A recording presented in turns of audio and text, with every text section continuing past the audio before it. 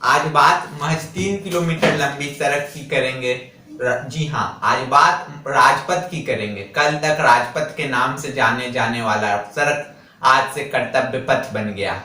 William Shakespeare ने अपनी मशहूर नाटक रोमियो जूलियट में भी कहा था, नाम में क्या रखा है। हालांकि इस बात से मैं सहमत नहीं हूं। सबसे पहले तो मैं आपको बता दूं कि रोमियो जूलियट एक प्रेम कहानी है जिसका असर आज हमें पूरे विश्व पर देखने को मिलता है। आज भारत के प्रत्येक गली में, प्रत्येक शहर में, प्रत्येक स्कूल, प्रत्येक कॉलेज में कहीं ना कहीं रोमियो जूलियट की जोड़ी देखने को आपको मिल जाएगी, जिससे योगी जी बहुत परेशान हो गए और उन्होंने इतना परेशान हो गए कि उन्हें रोमियो स्क्वाड लाना पड़ा। हालांकि रोमियो जूलियट से भी मशहूर प्रेम कहानी हमारे देश में हुई, तारा सिंह जी की, जो अपनी मशहूर और अपनी प्रिय बेगम को लाने के लिए पाकिस्तान चले गए। अब पाकिस्तान वो गए तो वहां से हैंडपंप भी उखाड़ कर ले आए। अब तब से पाकिस्तान सरकार मुआवजे की मांग कर रही है। तो मैं सनी देओल जी को यही कहूंगा कि अगली बार जब भी वो पाकिस्तान जाए 150 उन्हें मुआवजा देकर आए, जिससे वो अपना हैंडपंप की मरम्मत करा सके। हालांकि अभी तो पाकिस्तान में पानी की कोई कमी नहीं होगी, मुझे पूरी उम्मीद है। खैर छोड़िए इन बातों को। राजपथ आज से कर्तव्य पथ बन गया। इससे बहुत लोगों को बहुत सारी परेशानियां हुई, लेकिन मैं नरेंद्र मोदी जी को व्यक्तिगत तौर पे इसके लिए धन्यवाद देता हूं कि उन्होंने ऐसी कदम उठाई जो कहीं ना कहीं हमारी सांस्कृतिक गुलामी को दर्शाती थी। उसे नरेंद्र मोदी ने हटाने का काम किया, बदलने का काम किया है। अब बात करते नाम तो खैर बदलते ही रहते हैं, जैसे आपका भी नाम बदलते रहता होगा। बचपन में आपको लोग बउआ के नाम से जाने जाते होंगे आप लोग।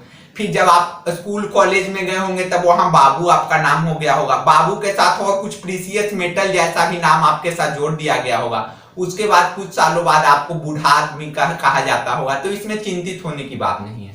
अब कुछ लोग इसका विरोध कर रहे हैं और इसका विरोध वही लोग कर रहे हैं जो कभी प्रधानमंत्री बन नहीं सकते। इसीलिए मैंने कभी व्यक्तिगत तौर पे मोदी जी का विरोध नहीं किया। हालांकि मैं यह साफ कर दूं कि मैं प्रधानमंत्री की रेस में नहीं हूं। जो काम आज से 75 साल पहले हो जाना चाहिए था, आज तक वह नहीं हुआ था। लेकिन भारत के वर्तमान प्रधानमंत्री नरेंद्र मोदी ने वह साहस दिखाया और ऐसी सांस्कृतिक गुलामी को दूर करने का काम किया है। इसके लिए मैं नरेंद्र मोदी जी को एक बार फिर से धन्यवाद देता हूं। आइए अब हम जानते हैं राजपथ के इतिहास के बारे में। बात वर्ष 1911 की है, जब भारत की राजधानी कोलकाता से दिल्ली शिफ्ट हुई। तभी इस सड़क का निर्माण भी कराया गया और जॉर्ज पंचम के याद में, जॉर्ज पंचम जी के स्वागत में इसका नाम किंग्स वे रख दिया गया।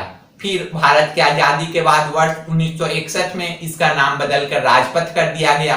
और नाम बदलने वाले लोगों का नाम तो मुझे नहीं मालूम अभी तक, लेकिन मुझे यह उम्मीद है कि उन लोगों ने अपने बेंच पर ऑक्सफोर्ड डिक्शनरी रख लिया होगा और उसे फिर नाम चेंज कर दिया होगा उससे। जिसका कारण यह हुआ कि जिसका मतलब कि एक तरह से नतीजा यह हुआ कि इसका नाम सिर्फ ट्रांसलेट कर दिया गया। लेकिन आज आपको मालूम होना चाहिए कि इस 3 किलोमीटर की सड़क में भारत की रूपरेखा तैयार होती है। इसे लुटियंस दिल्ली के नाम से भी हम लोग जानते हैं। लुटियंस दिल्ली वही है जो दिल्ली के राष्ट्रपति भवन और इंडिया गेट के बीच सड़क पर जितनी दिल्ली की सरफेस जो एरिया जो आती है उसे हम लुटियंस दिल्ली के नाम से जाने जाते हैं। यहीं पर रेल भवन, यहीं पर शास्त्री भवन, जो देश का फ्यूचर, जो देश की भविष्य तय करती है, सारी भवनें यहीं पर स्थित है। अब ये यहाँ पर भवन में रहने वाले लोग खुद को राजा समझते थे क्योंकि वो तो राजपथ पर है, बल्कि जनता ने उन्हें अपने कर्तव्यों का पालन करने के लिए भेजा है, ना कि राज करने के लिए। इसीलिए इसका नाम कर्तव्य पथ बिल्कुल पूरी तरह उचित है। धन्यवाद।